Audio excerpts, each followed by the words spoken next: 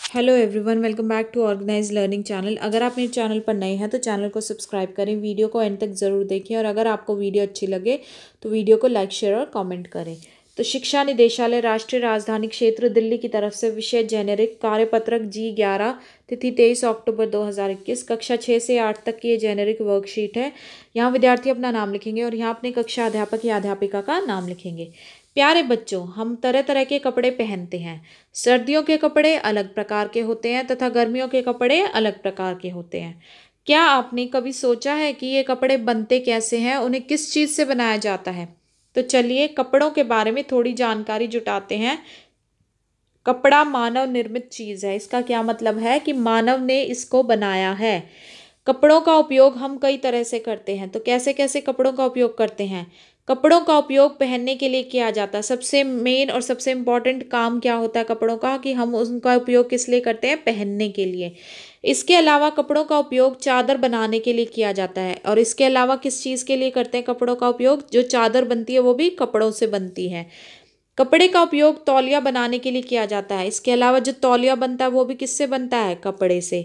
घरों की खिड़कियों, दरवाज़ों पर पर्दा लगाने के लिए भी कपड़े का उपयोग किया जाता है। जो हमारे घरों में खिड़कियां हैं और दरवाजे, उन पर जो पर्दे लगे होते हैं वो भी किससे बनते हैं? कपड़े से। कपड़े के बैग भी बनाए जाते हैं जिनका उपयोग हम किसी तरह की घर की सामग्री को रखने में करते हैं। इसके अलावा जो बैग होते हैं कई कपड़े के, तो वो हम किस लिए इस्तेमाल करते हैं? कोई भी हमें घर का सामान जो है उसमें रख सकते हैं या शॉपिंग पे भी हम उसको ले जा सकते हैं। कपड़ा धागे से बनता है। धागे का निर्माण कपास या ऊन से किया जाता है। अब कपड़ा किस चीज़ से बनता है? कपड़ा बनता है धागे से। और धागा किस चीज़ से बनता है? वो बनता है कपास या ऊन से।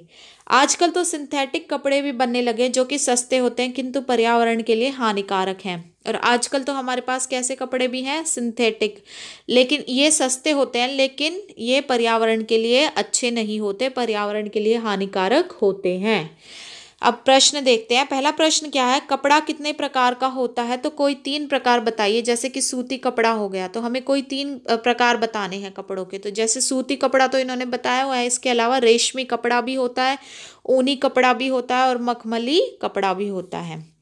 अगला प्रश्न है, हमें कपास और ऊन कहाँ से प्राप्त होता है? तो कपास जो हमें मिलता है वो फलों से। फल कौन से? जो कपास का पेड़ होता है, कपास की खेती की जाती है ना, तो कपास के पेड़ पर जो फूल लगते हैं सफ़ेद रंग के लगते हैं, उन्हीं से हमें कपास मिलता है। और ऊन किससे मिलती है हमें? पालतू जो भेड़ें होती हैं उनसे, भेड़ होती है ना, उनसे ऊन मिलती है। तीसरा प्रश्न क्या है? पहनने के अलावा कपड़े का उपयोग किन किन कार्यों में किया जाता है? तो किन किन कार्यों में करते हैं हम? तो कपड़ों का उपयोग चादर बनाने के लिए किया जाता है। इसके अलावा कपड़ों का उपयोग तौलिया बनाने के लिए किया जाता है। इसके अलावा आप भी लिख सकते हैं कि जैसे घरों में जो खिड़कियां और दरवाजे होते हैं उनके पर्दे बनाने के लिए, या जो कपड़े के बैग होते हैं उनमें भी इस्तेमाल होता है। आगे देखते हैं। चौथा प्रश्न क्या है हमारे पास? कपड़े के आविष्कार से पहले मानव कपड़े की जगह किन चीज़ों का इस्तेमाल किया करता होगा? घर वालों से बातचीत के आधार पर लिखिए। तो जो कपड़ा जब तक आविष्कार नहीं हुआ था तो उसकी जगह मानव किन चीज़ों का इस्तेमाल करता होगा? तो हम लिखेंगे कि कपड़े के आविष्कार से पहले मानव कपड़े की जगह पेड़ों की छाल का इस्तेमाल किया करता होगा। तो उस टाइम पे जो पेड़ होते थे, पेड़ों की जो बड़ी बड़ी छाल होती हैं या बड़े पत्तियां होती हैं, पत्ते होते थे, तो उनका इस्तेमाल करता होगा मानव पहले कपड़ों की जगह पे। अगला है, पहले और आज के पहनावे में क्या अंतर आया है? तो पहले और आज के पहनावे में जो अंतर है उसका उत्तर हम देखते हैं। तो इसको हम इस तरीके से लिखेंगे। पुराने और नए ज़माने के लोगों में पहनावे में बड़ा फर्क देखने को मिलता है। 1947 में जब देश आज़ाद हुआ था उस समय भारत में अधिकतर पुरुष धोती कुर्ता पहनते थे। क्या पहनते थे पुरुष? 1947 में जब देश आज़ाद हुआ था उस वक्त पे ज़्यादातर धोती और कुर्ता। महिलाएं साड़ी पहनती थी, और उस वक्त पर महिलाएं क्या पहनती थी? साड़ियाँ। महिलाओं ने साड़ियाँ पहनकर ही भारत के स्वतंत्रता आंदोलन में हिस्सा लिया था। वो साड़ियाँ पहनकर ही जो हमारे देश का स्वतंत्रता आंदोलन था, उन्होंने उसमें हिस्सा लिया था। पर आजकल पहनावा पूरी तरह से बदल गया है। लेकिन आज का पहनावा क्या हो चुका है? आजकल के नौजवान jeans, T shirt, shirt, pant जैसे आधुनिक कपड़े पहनना पसंद करते हैं। जो आजकल के नौजवान है वो क्या क्या चीज़ें पहनना पसंद करते हैं? जीन्स हो गई, टी शर्ट हो गई, शर्ट, पैंट, इस तरीके के आधुनिक कपड़े। लड़कियां सलवार सूट भी नहीं पहनना चाहती, तो लड़कियां भी क्या है कि वो सलवार सूट की जगह पे क्या पहनना चाहती हैं? वो जीन्स, टी शर्ट, इसी तरीके की जो चीज़ें हैं ये पहनना चाहती हैं।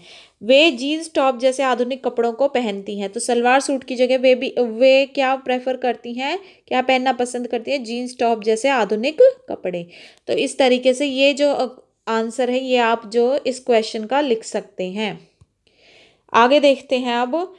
तो आशा है आपको ये जेनेरिक वर्कशीट जो है समझ में आई होगी। अगर आपको कोई भी क्वेरी है तो आप कमेंट सेक्शन में पूछ सकते हैं। और इसी के साथ साथ कोरोना से संबंधित क्या मैसेज रहेगा कि नियमित रूप से अपने हाथों को साबुन और पानी से धोते रहना है। तो आशा है आपको वीडियो अच्छी लगी होगी। अगर आपको वीडियो अच्छी लगी है तो वीडियो को लाइक, शेयर और कमेंट करें, चैनल को सब्सक्राइब करें और मिलते हैं नेक्स्ट वीडियो में।